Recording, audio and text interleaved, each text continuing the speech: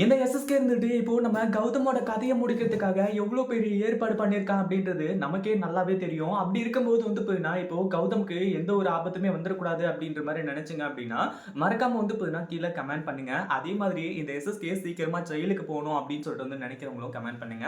ஏன்னா இப்போ அடுத்தடுத்த விஷயங்கள் அந்த மாதிரி தான் நடக்க போகுது.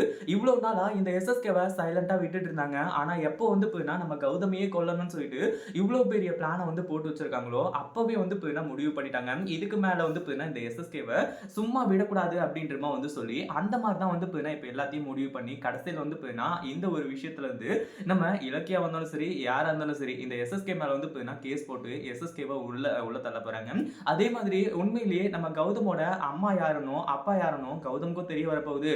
அதே மாதிரி வந்து போயின்னா இந்த எஸ்எஸ்கேவுக்கும் தன்னோட உண்மையான மகன் நான் கௌதம்னு சொல்லிட்டு இப்போ வந்து போயின்னா தெரிய வரப்போகுது.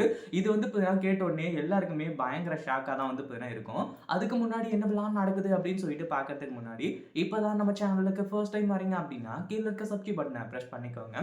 அதாவது இப்போ என்னாச்சு அப்படின்னு பார்த்தீங்கன்னா ஒரு பக்கம் நம்ம கௌதமோ இலக்கியாவோ வந்துட்டு கௌதம்க்கு வந்து பார்த்தீங்கன்னா இலக்கியாவுக்கு வந்து அந்த கார் ஓட்டத்துக்கெல்லாம் சொல்லி கொடுத்துட்டு இருக்காங்க இல்லையா, அந்த ஒரு நேரத்தில் தான் வந்து பார்த்தீங்கன்னா அந்த ரவுடி வந்து பார்த்துட்டு எஸ்எஸ்கேவுக்கு ஃபோன் பண்ணி இந்த மாதிரி தான் அவங்க எதிரிங்க 2 பேரும் அங்கே இருக்காங்க, அவங்கள வந்து பார்த்தீங்கன்னா இலக்கியாவை தீர்த்து கட்டிட்டுமா அப்படின்றமா வந்து கேட்கும்போது இல்லை இலக்கியாவெல்லாம் வந்து பார்த்தீங்கன்னா தீர்த்து கட்ட வேணாம், இலக்கியா உயிரோடு இருந்தாதான் அந்த ரேவதி இருக்கிற இடத்த வந்து பார்த்தீங்கன்னா கண்டுபிடிக்க முடியும். ஆனா கௌதம தீர்த்து கட்டணும், அவனால வந்து பார்த்தீங்கன்னா எனக்கு இந்த அவார்டு வந்து கிடைக்காம போயிடுச்சு. அதாவது நம்பர் 1 பிசினஸ் மேன் அப்படின்னு சொல்லிட்டு வந்து பார்த்தீங்கன்னா அவார்டு கொடுத்தாங்க இல்லையா, அது வந்து பார்த்தீங்கன்னா இந்த எஸ்எஸ்கேவோட கையை விட்டு போயிடுச்சான். அதனால வந்து பார்த்தீங்கன்னா செம்ம டென்ஷன் தான் இந்த எஸ்எஸ்கே இருந்துட்டு இருக்கான்.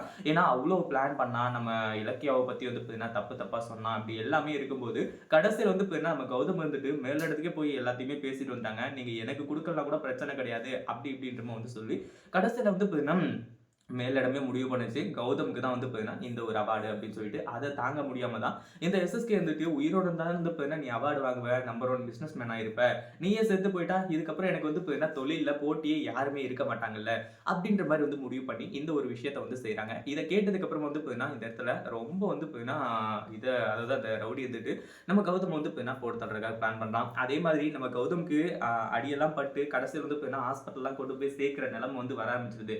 ஏன்னா அந்த அளவுக்கு தான் வந்து இந்த இடத்துல எல்லாத்தையுமே பிளான் பண்ணிட்டு இருக்காங்க. கடைசியில் வந்து எஸ்எஸ்கே தான் இது எல்லாத்தையுமே பண்ணதுன்னு சொல்லிட்டு கண்டுபிடிச்சு எஸ்எஸ்கேவை பிடிச்சி வந்து ஜெயிலில் போட்டுறாங்க. அது மட்டும் இல்லாமல் எஸ்எஸ்கே இதுக்கப்புறம் வந்து வெளியில இருந்து எந்த ஒரு பிரயோஜனமும் கிடையாது, ஏற்கனவே வந்து வெத்து விட்டதான் ஆயிட்டு இருந்தா.